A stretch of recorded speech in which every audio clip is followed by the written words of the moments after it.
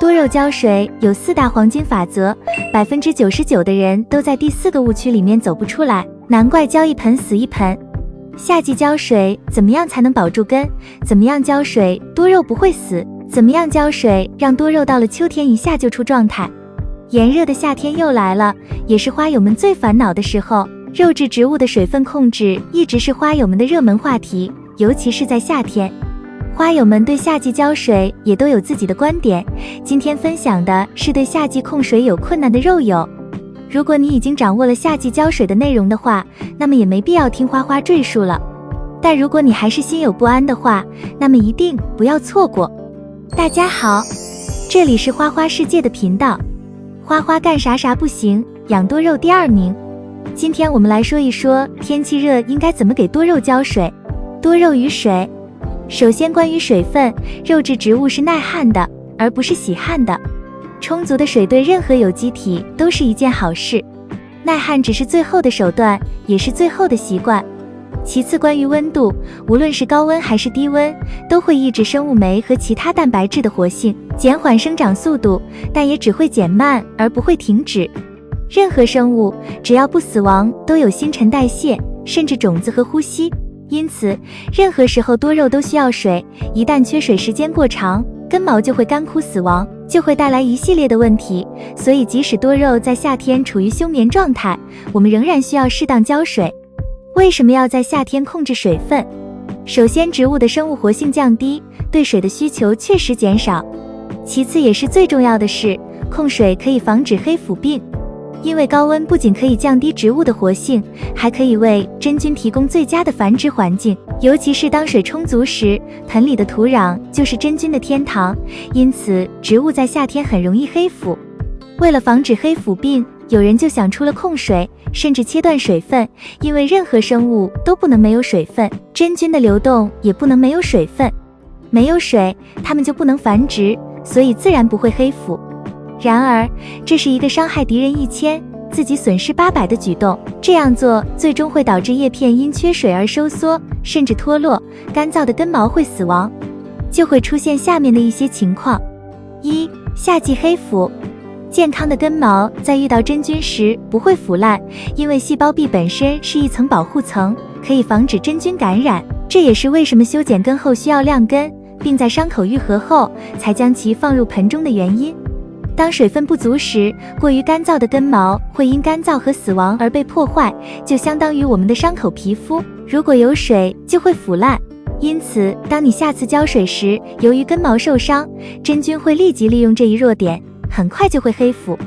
这就是为什么有些人会清楚地控制水，但偶尔浇水一次，肉就会变黑的原因。然后他们责骂天空，责怪自己没有控制好。事实上不需要控制，如果一开始不控制，根毛不会受到伤害，后续浇水也不会导致黑腐病。2. 夏季休眠。恐怕大多数人都把休眠理解为植物变成死物，完全陷入沉默，这似乎是一种主观行为。实际上，所谓的休眠是生物体内酶和蛋白质的活性在温度的影响下降低的表现。它们不知道四季，它们不会决定夏天睡觉秋天醒来。所谓的休眠只是因为酶和蛋白质的活性受到外部高温的影响，因此代谢率降低。当温度合适时，酶活性释放到最大值，侧枝立即被激活，这是一个实时动态过程，而不是一个持续一个季节的过程。当温度升高到40度以上时，植物代谢率降低，并立即进入所谓的休眠状态。任何生物在任何阶段都不会陷入完全的沉默，也就是说，根本没有完全的休眠。3. 夏季浇水。在夏天的24小时里，超过40度的温度只有几个小时。当早上、晚上和深夜的温度低于35甚至30度时，植物仍然会活跃，仍然会想喝水，想要长大。